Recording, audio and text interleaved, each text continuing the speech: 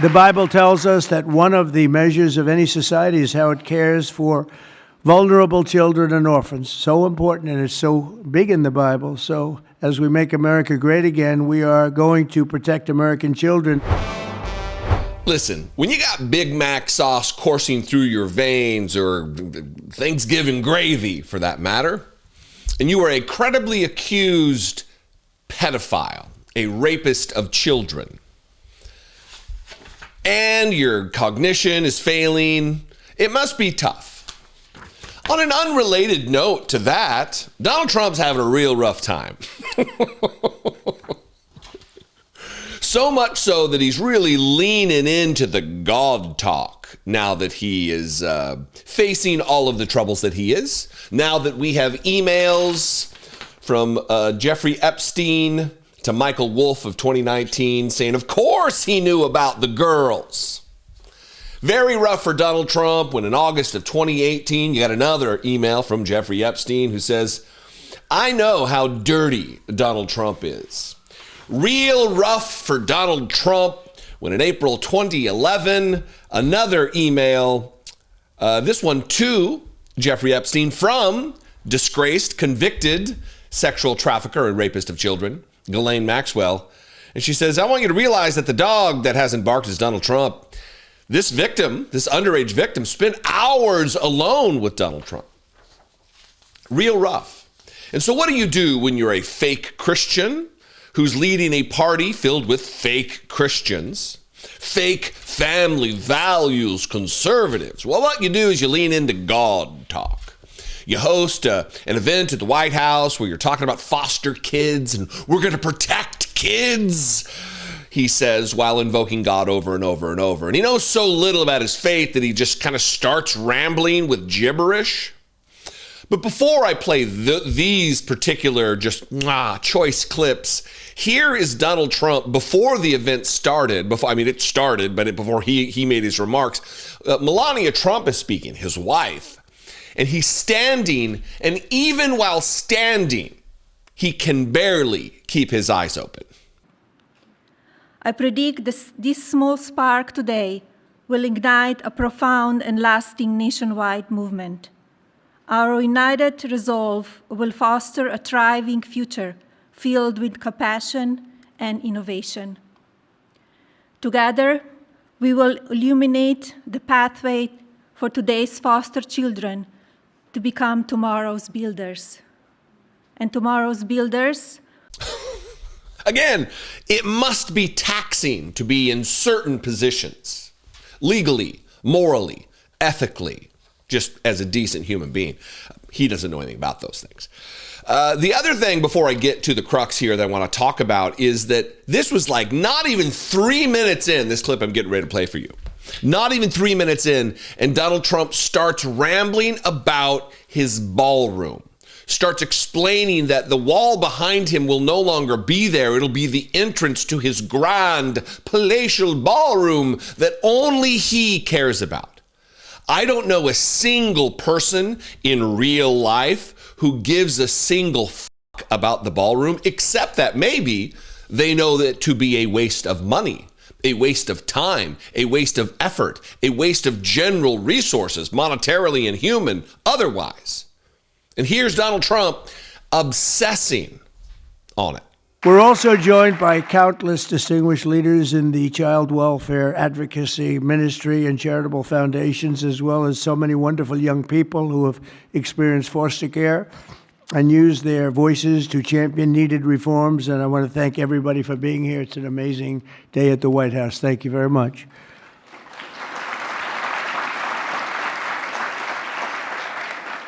And right behind me, by the way, in about 2 years from now, we'll use a much bigger room because we had to turn away a lot of people. And it'll be right here. This will be the entrance. That's a knockout paddle. It's called the knockout. It looks pretty nice right now, but it's going to look a lot better in a little while. And we're going to go from this room into a room that seats a few more people, and it's going to be beautiful. But I just noticed I happen to be standing here, Peter, and I thought and might as well get you a shot right now, a nice, beautiful shot at the future entrance to something that's really become very popular, the ballroom. They've wanted it for 150 years. and they're getting it, and they're getting the best. It'll be the best anywhere in the world.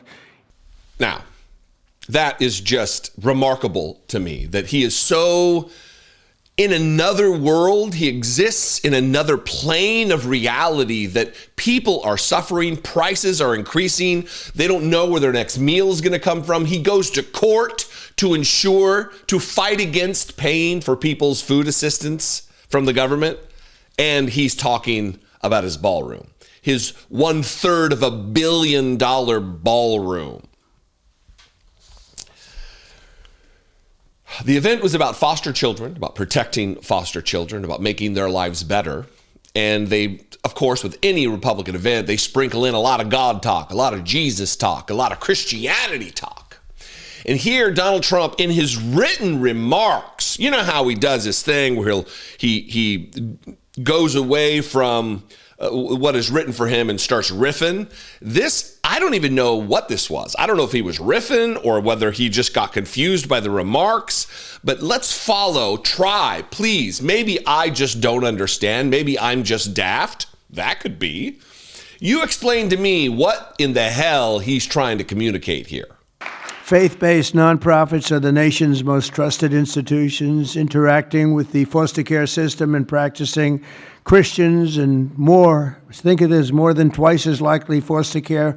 They'll adopt the general population. They adopt to it so easily. When they get out, they adopt to it just like becomes second nature. It's amazing.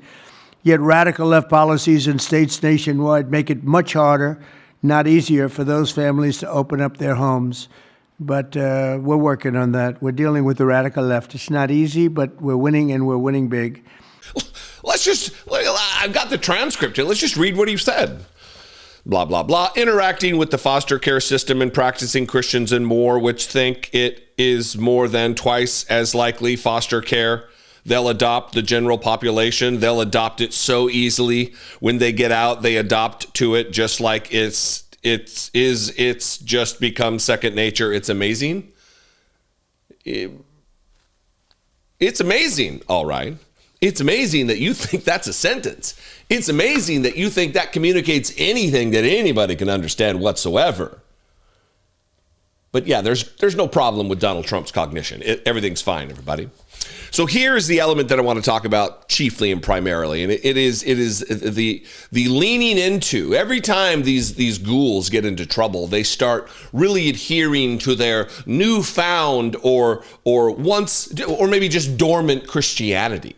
We've seen it with Russell Brand, who was famously an atheist, and now he's getting baptized, and he's like a big Catholic or something, like super religious, only after he's been accused of raping children. Again, it's just replete with these conservative types.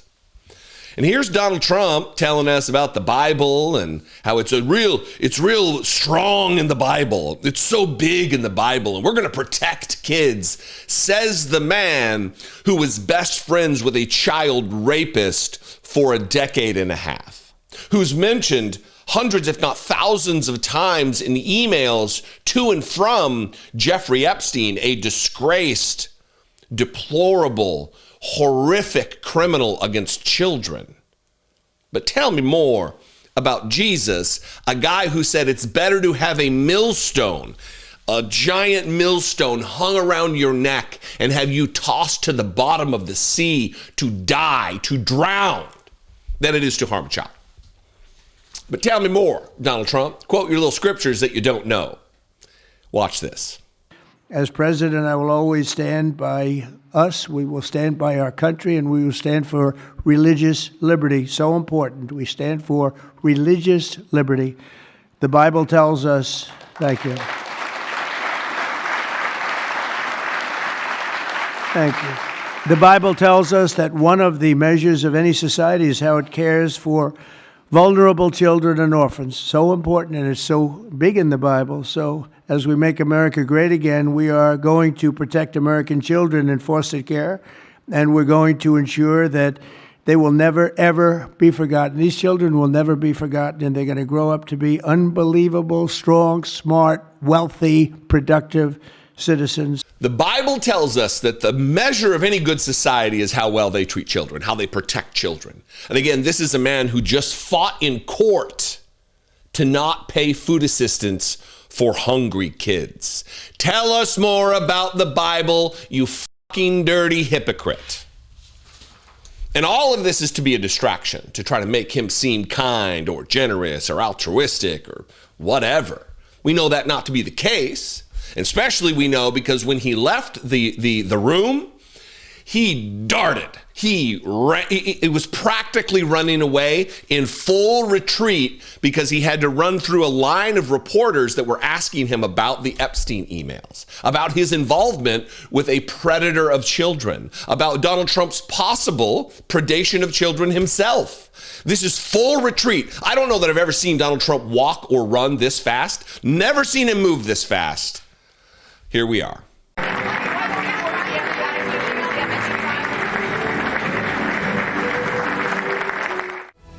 We all see you. We all know what's going on. Even MAGA knows what's going on.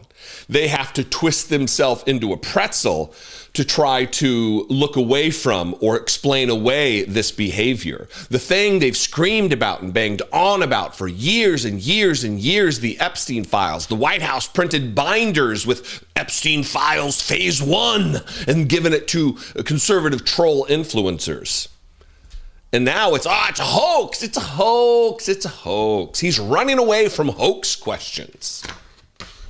Gross.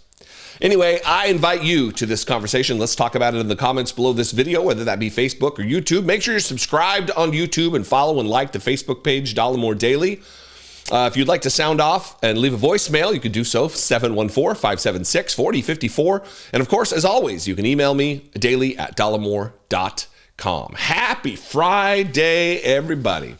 I'll see you next time. Be genuine and take care of one another.